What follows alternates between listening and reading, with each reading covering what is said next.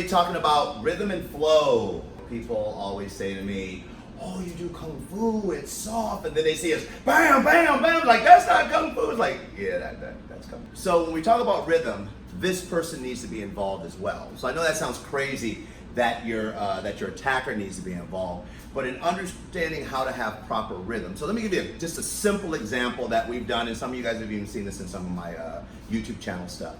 I go 1, and I pull him in to my elbow. So the rhythmic flow of that is really, really important.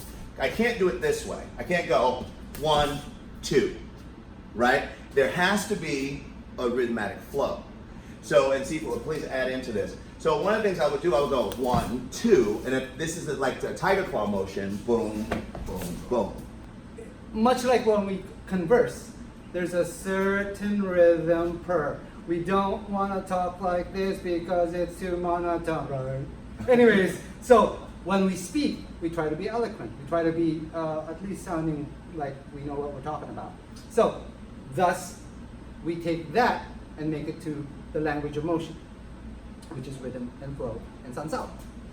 Also, you don't need to be a great dancer to have great Kung Fu rhythm. Yeah, you do. You have to be a great dancer. You know, so that's where the rehearsal effect comes in. So one of the things that we often talk about is how do you talk to someone?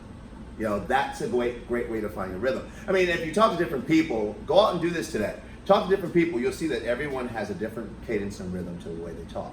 So the idea of rhythm is I need him to be involved. So let me go back since we've already talked about this.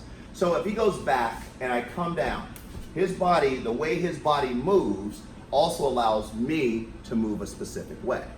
So one of the things I like about rhythm is I don't need to be faster than him, right? I just need to be able to utilize the science and the angulation to pull him in positions. And I gotta do that rhythmically, right? If I wanna take one hand, right, pulling tapping, right? If I wanna go here and I go 1, 2, that's rhythm, right? Because the problem is he's gonna throw the second punch. He's gonna throw the second punch, so it's something that we need to think about. Okay, so now we're gonna talk about flow. Really important. So Sifu, what's your take on flow? Flow, right? In San Sao, flow goes, it's with the movement from what are you gonna do after, right? So, 1, 2, that's your application. Now flow comes from what you're gonna do after. Hey, I'm going this way. Guess what? My left hand's coming here. Now what am I gonna do? My body and my force is going forward, so I'm gonna go forward and then the bisect angle and take his center of gravity. Piecing them together and rhythmically piecing them together is really important. There's a flow to it. 1, like drops of water. Like 1, 2, booms. Everything moves together. People go 1, 2, 3, right? And maybe that's part of the movement. My issue is what happens if Steven throws, and this is the San Sao part of it, and you get this when you do San Sao. What happens if he throws left and right, right? Then most people get stuck here. Right. Because from a neurological standpoint, they haven't practiced enough to show, oh my goodness, I have to understand rhythm and flow. So if he throws a second punch, right, I go 1, 2, 3, boom, and he's just right there, right?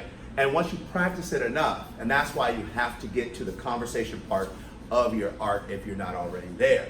Once again, just ask your instructor. I'm sure your instructor will help you with all this because this is a really cool part of the true, what I call the secret sauce to Kung Fu.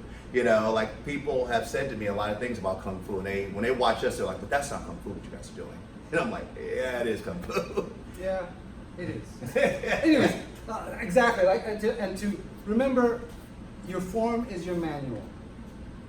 Okay, you have to take that manual and you have to read it, and then you need your instructor to help you with that. If you're on your own, you can ask us.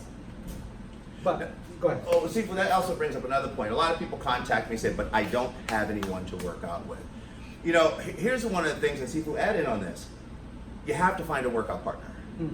There's a lot of things, I hate to say it, Sifu, and correct me if I'm wrong. There's a lot of things about San Sao you cannot learn by just doing the form alone. No matter how athletic, how flexible, how strong you are, you need another human being. Combat. right? So let me give you a quick example.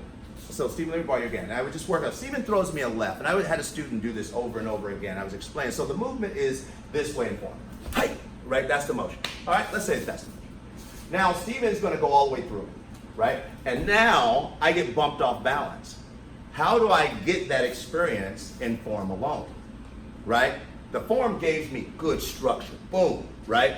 But the San Sao is where the mistake making that you have to reconcile comes in. And that's why they both play together. Sifu, you have any take on that? To do, I don't know. He knows. For us, we practice a lot of San Sao. And we do have forms and we have drills and we have all that stuff. We punch the bag, different things like that. But we practice San Sao because what is the purpose of those drills? What is the purpose of those forms? It's really understanding that San Sao process, applying all these principles, but I have a bigger why. Remember, what is your why? Why do you practice your form? Why? Got to know that answer. Yeah.